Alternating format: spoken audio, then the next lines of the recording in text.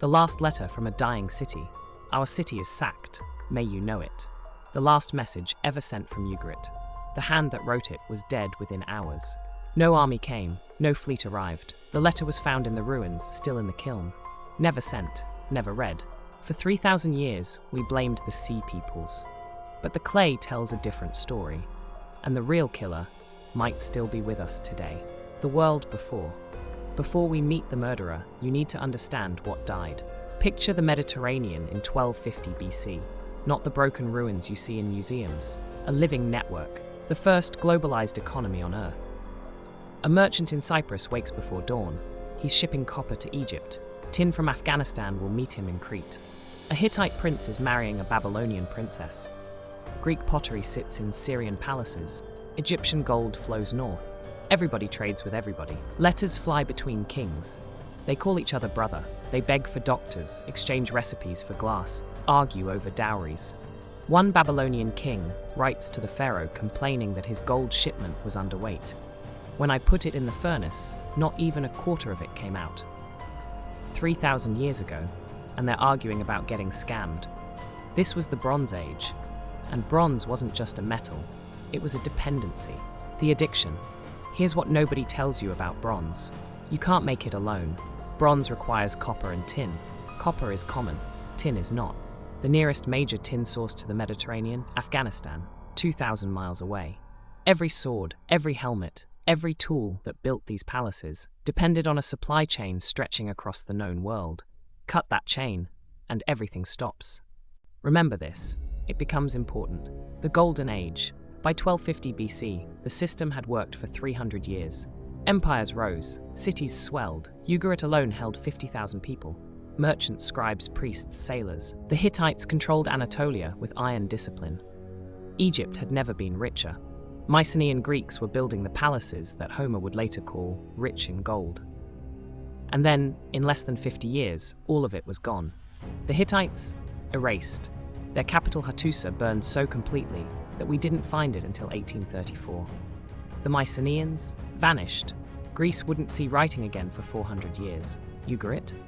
That letter in the kiln was the last thing the city ever produced. The site was never reoccupied. 3,000 years of silence. Babylon weakened. Assyria retreated. Egypt survived, barely, and never recovered its former glory. 8 civilizations, 1 lifetime. What happened? The Troy connection. Here's something strange. The traditional date for the fall of Troy? 1184 BC, right in the middle of the collapse. Homer wrote the Iliad 400 years later, long after writing had been forgotten and reinvented. He was recording oral tradition, stories passed down through generations of dark ages. And what story did the Greeks remember? A war, a great coalition, ships from every kingdom sailing east, cities burning, heroes dying, a world ending. For centuries, scholars assumed Troy was pure myth. Then Heinrich Schliemann dug up the actual city in 1871, layer upon layer of destruction, including one, Troy Sephaner, burned around 1180 BC. The timing is too perfect to ignore. What if the Trojan War wasn't just a myth about a stolen woman? What if it was cultural memory of the collapse itself? Greeks trying to explain, centuries later, why their ancestors' world had burned. The Iliad might be the oldest witness statement we have. We just didn't recognize it as evidence. Suspect 1, the Sea Peoples. For a century, historians had a simple answer: the Sea Peoples. The name comes from Egyptian records. Ramesses III, the last great pharaoh, carved his victory into the walls of Medinet Habu. The relief shows a massive naval battle. Egyptian ships against strange vessels, warriors with horned helmets, ox carts carrying women and children. This wasn't a raid.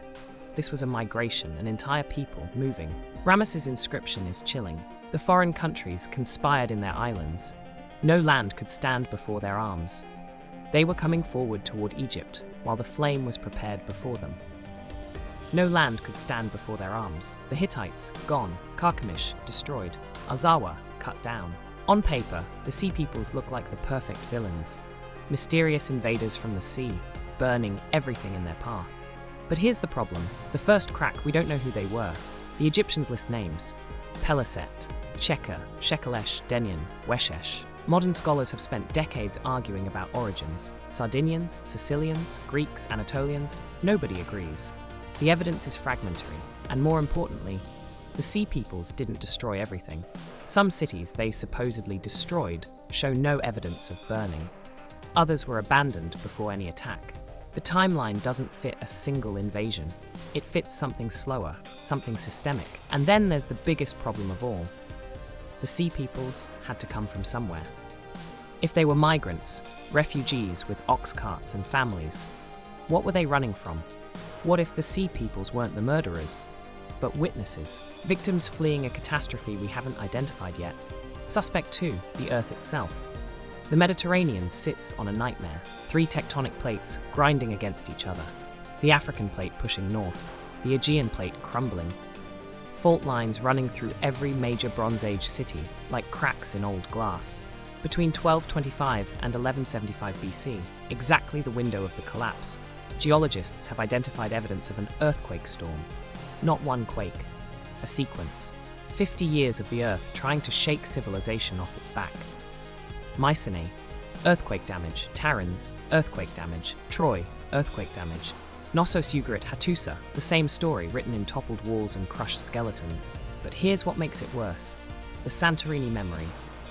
300 years before the collapse, around 1600 BC, the island of Thera exploded.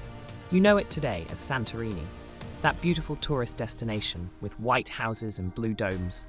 It's the rim of a volcanic crater. The center of the island is gone, blown into the stratosphere. The eruption was one of the largest in human history. The ash cloud would have blotted out the sun. The tsunami that followed devastated Crete, possibly destroying the Minoan civilization at its peak. The Bronze Age world rebuilt, but they remembered. When the earthquake storm hit 3 centuries later, it wasn't just buildings that crumbled. It was confidence. Every tremor whispered, "The gods are angry.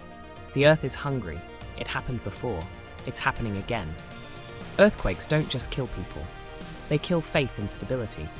And when people lose faith that tomorrow will look like today, they run, they hoard, they fight. Suspect 3, the drought. In 2013, scientists drilled into the bottom of the Sea of Galilee. They pulled up core samples, layers of sediment going back thousands of years, pollen, organic matter, a chemical record of rainfall. What they found changed everything. Between 1250 and 1100 BC, the eastern Mediterranean experienced the worst drought in the entire Bronze Age. Not a bad decade, a century of failing rains. The science has a name for it now, the 3.2 kiloyear event, and suddenly, letters from the period started making sense. The Hittite king writes to Egypt, "I have no grain in my lands." The king of Ugarit reports food shortages. A Syrian vassal begs his overlord, "There is famine in our house. We will die of hunger." Famine, the slow killer. When crops fail, people move. When people move, systems break. When systems break, refugees flood south, hungry, desperate, armed. Maybe the Sea Peoples weren't invaders at all. Maybe they were the first climate refugees in recorded history. The domino theory. But drought alone doesn't explain everything. Egypt had the Nile. Babylon had the Euphrates. Assyria had the Tigris. River civilizations should have survived a drought, and some of them did, but weakened, diminished. Something else was happening. Remember the tin? When the Hittite Empire collapsed, the trade routes collapsed with it. Suddenly, that copper merchant in Cyprus can't get his tin from Afghanistan. The Afghan trader can't sell because the Hittite middlemen are dead. One break in the chain, and the whole system seizes. This is what archaeologist Cline calls the systems collapse. Not one disaster, a cascade. Each failure amplifies the next. Drought causes famine. Famine causes migration. Migration destabilizes kingdoms. Unstable kingdoms can't protect trade routes. Without trade, armies can't get bronze. Without bronze, they can't fight. Without armies, more kingdoms fall. Earthquakes shatter cities. Shattered cities can't store grain. No grain storage means famine hits harder. Harder famine means more refugees. More refugees means more pressure on the next kingdom. Dominoes, one by one. The letters, we can trace the collapse in real time. The clay tablets survived. Letter from the king of Ugarit to the king of Alashia, Cyprus, around 1185 BC. My father, behold, the enemy's ships came. My cities were burned, and they did evil things in my country. All my troops are stationed in the Hittite country, and all my ships are in Lycia. Thus, the country is abandoned to itself.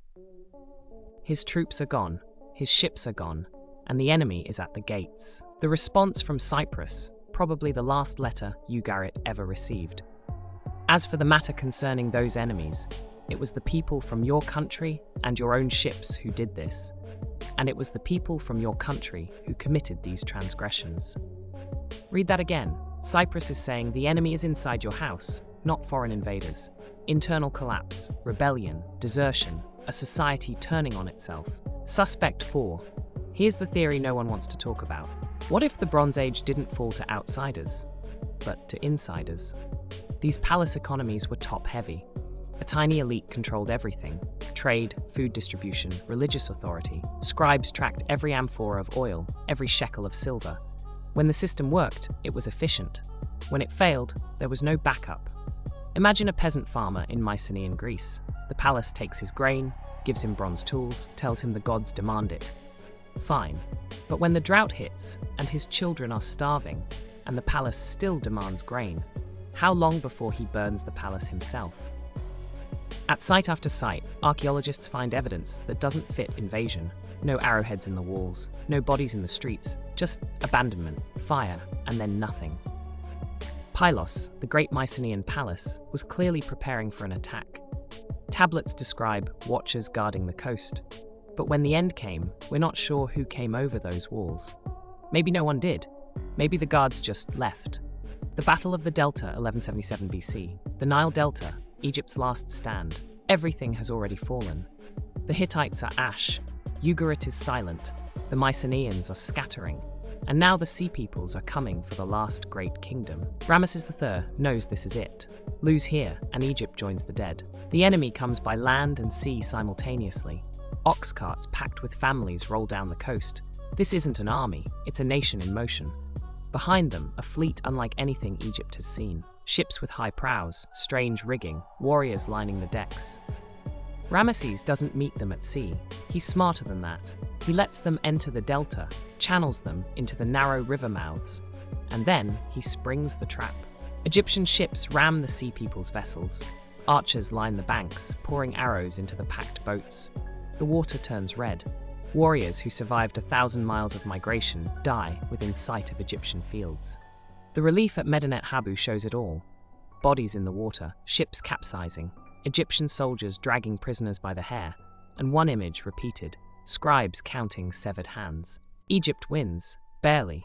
Ramesses calls it a great victory. He's lying. Egypt would never be the same. The cost of survival broke them. Within a century, the new kingdom was finished. But the Sea Peoples? They disappear from history after this battle. Except the perfect storm. So what killed the Bronze Age? The answer is yes. Earthquakes? Yes. The geological record is undeniable. Drought? Yes. The climate data proves it. Sea Peoples? Yes. They were real, they were violent, and they displaced thousands. Internal collapse? Yes. The social contract shattered when the palaces couldn't deliver. Trade disruption? Yes. The tin stopped flowing, the bronze stopped coming. No single bullet, a firing squad. Cline calls it a perfect storm, multiple catastrophes hitting interconnected systems simultaneously. Each one survivable alone.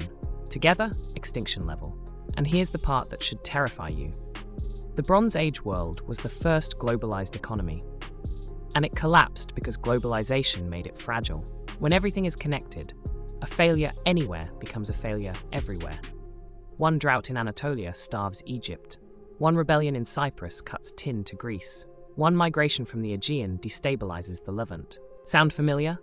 A pandemic in Wuhan closes factories in Shenzhen. Factories in Shenzhen can't ship chips to Germany. Germany can't build cars. American dealerships run empty. A war in Ukraine spikes wheat prices in Egypt. Egypt can't feed itself. Political instability follows. A drought in Taiwan, where 90% of advanced semiconductors are made, and the entire modern economy holds its breath. We are more connected than the Bronze Age ever was, and we have learned nothing from how they died. The last scribe. Let's go back to Ugarit, to that final letter. Imagine the scribe. He's trained his whole life for this, pressing stylus into clay, recording the business of kings. He's written trade contracts, diplomatic correspondence, temple inventories. Now he's writing a death notice. Our city is sacked. He can probably hear the screaming outside, smell the smoke. He knows this tablet will never reach its destination. He writes it anyway. May you know it. Why? Why bother? Because someone has to witness. Someone has to record that this happened, that Ugarit existed, that 50,000 people lived and loved and traded and prayed here, and then didn't. He puts the tablet in the kiln to fire it, to make it permanent. He never comes back to collect it. 3,000 years later, archaeologists find it exactly where he left it. Unfinished, unsent, a message from the end of the world. The survivors, some places survived. Egypt limped on, diminished but intact. Assyria retreated to its core territory and eventually rebuilt. Babylon endured, and along the coast of what is now Lebanon, a people called the Phoenicians thrived in the vacuum. They had ships, they had the alphabet, they had nothing to lose. While everyone else burned, the Phoenicians adapted. They didn't try to rebuild the old system. They built something new. From the ashes of the Bronze Age came the Iron Age. From the fall of palaces came the rise of city-states. From the collapse of scribal elites came the alphabet that you're using to read this. The Sea Peoples disappeared from history after 1177 BC. We never learn who they really were, but we know what they left behind. One group, the Peliset, settled the coast of Canaan. The Egyptians called them that. The Bible calls them something else. Philistines, the eternal enemy of ancient Israel, Goliath's people. A Bronze Age refugee population running from the collapse, finding a new home on a foreign shore. Even the Bible remembers the Sea Peoples. It just doesn't know that's what they are. The ruins of Ugarit are still there. You can visit them in modern Syria. Tourists walk through streets where merchants once haggled, where scribes pressed clay, where a civilization ended in fire and silence. And somewhere in a museum, behind glass, sits a small clay tablet, baked, unfinished, unsent. Our city is sacked, may you know it. We know it now, 3,000 years too late to help, just in time to learn. The question is, will we?